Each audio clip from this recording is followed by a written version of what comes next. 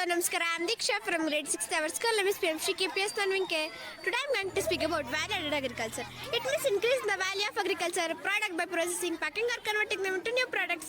It helps farmers earn more income and reduce food wastage of crops. For example, milk is converted into curd, butter, ghee, cheese and paneer.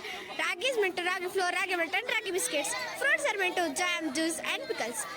Value-added agriculture helps farmers in many ways such as it increases farmers' income, create employment in villages, reduce food wastage, and create more industries. Processing today, profit tomorrow. Thank you. Company ಅಂದರೆ ಬೆಂಗಳೂರಲ್ಲಿ ಕೆಲಸ ಮಾಡ್ತಿರೋ ಕೆಲಸದವರಿಗೆ ಅಂದರೆ ತಿಂಗಳ ಸಂಬಳ ಬರುತ್ತಲ್ಲ ಅವ್ರಿಗೇನು ಚಿಂತೆ ಇರಲ್ಲ. ಆದರೆ ನಮಗೆ ನಮ್ಮ ರೈತರಿಗೆ ಮನೆಗೆ ಜಮೀನಿಗೆ ದುಡ್ಡೆಲ್ಲಪ್ಪ ತರೋದು ಏನಪ್ಪ ಮಾಡೋದು ಅನ್ನೋದೇ ಚಿಂತೆ ಆಗಿರುತ್ತೆ. ನೀವೇನಾದರೂ ಬಿಸ್ನೆಸ್ ಸ್ಟಾರ್ಟ್ ಮಾಡಿದ್ರೆ ನಿಮಗೆ ಚೆನ್ನಾಗಿ ದುಡ್ಡು ಬರುತ್ತೆ ಅಂತ ನೀವೇನಾದರೂ ಯೋಚನೆ ಮಾಡ್ತಿದ್ದೀರಾ? ಹಾಗಾದರೆ ನೀವು ಬೆಳೆದಿರೋ ಬೆಳೆಗಳನ್ನ ಬಿಸ್ನೆಸ್ ಆಗಿ ಹೇಗೆ ಮಾಡೋದು ಅಂತ ನಾನು ಹೇಳ್ತೀನಿ ಬನ್ನಿ. Amulya from grade 6 am from PMC KPS Nonavinakere. ರೈತರು ಬೆಳೆದ ಬೆಳೆಗಳನ್ನು ಹೆಚ್ಚಿನ ಬೆಲೆಗೆ ಮಾರಾಟ ಮಾಡಲು ಸಾಧ್ಯವಾಗುವ ಯಾವುದೇ ಪ್ರಕ್ರಿಯೆಯನ್ನು ಕೃಷಿ ಉತ್ಪನ್ನಗಳ ಮೌಲ್ಯವರ್ಧನೆ ಎನ್ನಬಹುದು.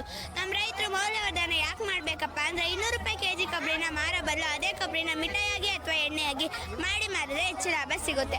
ಆ ಎಲ್ಲ ಕಂಪನಿಗಳಂತೆ ನಾವು ಕಂಪ್ನಿನ ಸ್ಟಾರ್ಟ್ ಮಾಡ್ಬೋದು. ಪೆಪ್ಸಿ, ಕೊಕೋ ಕೋಲಾ, 7 ಎಳನೀರನ್ನು ಡೇಟಾ ಪ್ಯಾಕ್ ಮಾಡಿ ಮಾರಿದಾಗ ಹೆಚ್ಚು ಲಾಭ ಸಿಗುತ್ತದೆ.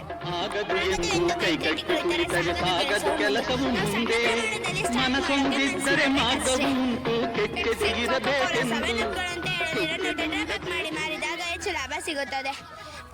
ಕೊಬ್ಬರಿ ಎಣ್ಣೆ ಬೇರೆ ಎಲ್ಲ ಎಣ್ಣೆಗಳಿಗಿಂತ ಹೆಚ್ಚು ಪೋಷಕಾಂಶಗಳನ್ನು ಹೊಂದಿವೆ. ಹಲಸಿನಿಂದ ಚಿಪ್ಸ್, ಜಾಮ್, ಜೆಲ್ಲಿ, ಪಾನಕ, ಉಪ್ಪಿನಕಾಯಿ ಹಲವಾರು ಉತ್ಪನ್ನಗಳನ್ನ ಮಾಡ್ಬೋದು. ಹಣ್ಣುಗಳಿಂದ ಜ್ಯೂಸ್ ಮಾಡ್ಬೋದು. ರಾಗಿಯಿಂದ ರಾಗಿ ಬಿಸ್ಕೆಟ್, ರಾಗಿ ಮಾಲ್ಟ್ ಮಾಡ್ಬೋದು. ತೆಂಗಿನಿಂದ ತೆಂಗಿನ ಹಾಲು ಮಾಡ್ಬೋದು, ಕಾಯಿ ಒಟ್ಟು ಮಾಡ್ಬೋದು. ಈ ಥರ ಎಲ್ಲ ಮಾಡಿ ನಾವು ಲಾಭ ಗಳಿಸ್ಬೋದು. ಮತ್ತು ನಾವೇ ಕಂಪ್ನಿನ ಸ್ಟಾರ್ಟ್ ಮಾಡ್ಬೋದು ಅಥವಾ ನಾವೇ ಕಂಪ್ನಿ ಓನರ್ಸ್ ಆಗ್ಬೋದು. ಧನ್ಯವಾದಗಳು. Namaste. Plastic. It is a rubbish thing around us. I'm Umshika from grade 7. I'm from PMC KPS Nanvinkere. Today I'm going to speak about the effects of plastic and how we can solve this problem. Plastic is one of the most used materials in our daily life. We use plastic bags, bottles, cups and many covers because they are cheap and easy to use. But the excessive use of plastic is very harmful to our environment.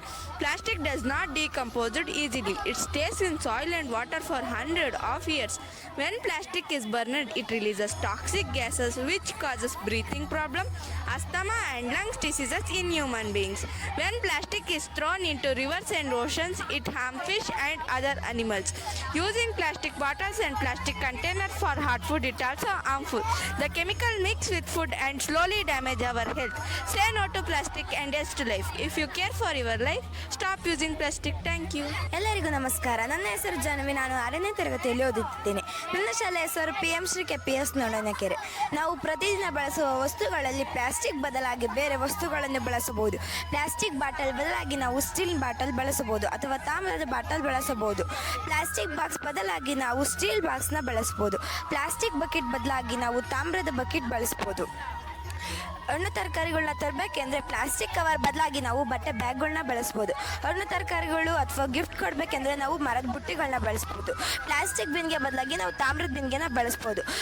Coffee ಟೀಗೆ paper cup ಬದಲಾಗಿ ನಾವು steel ಕಪ್ನ ಬಳಸ್ಬೋದು. ಧನ್ಯವಾದಗಳು. ಎಲ್ಲಿ ನೋಡಿದ್ರು plastic ಕಟ್ಸುತ್ತೆ. ಅಡುಗೆ ಮನೆಯಲ್ಲೂ plastic, ಅಂಗಡಿಯಲ್ಲೂ plastic, ಕಸದಲ್ಲೂ plastic, ಕೊನೆಗೆ ನಮ್ಮ ಹೊಟ್ಟೆ ಸೇರೋ ಪ್ಲಾಸ್ಟಿಕ್. ಯಾಕೆ ಹೇಳ್ತಾ ಇದ್ದೀನಿ ಅಂದರೆ ನನ್ನ ಹೆಸರು ಗುಣಶ್ರೀ. ನಾನು 6ನೇ ತರಗತಿ B ವಿಭಾಗದಲ್ಲಿ ವ್ಯಾಸಂಗ ಮಾಡ್ತಾ ಇದ್ದೀನಿ. ನನ್ನ ಶಾಲೆ ಹೆಸರು PMC KPS ನೊಣವಿನಕೆರೆ.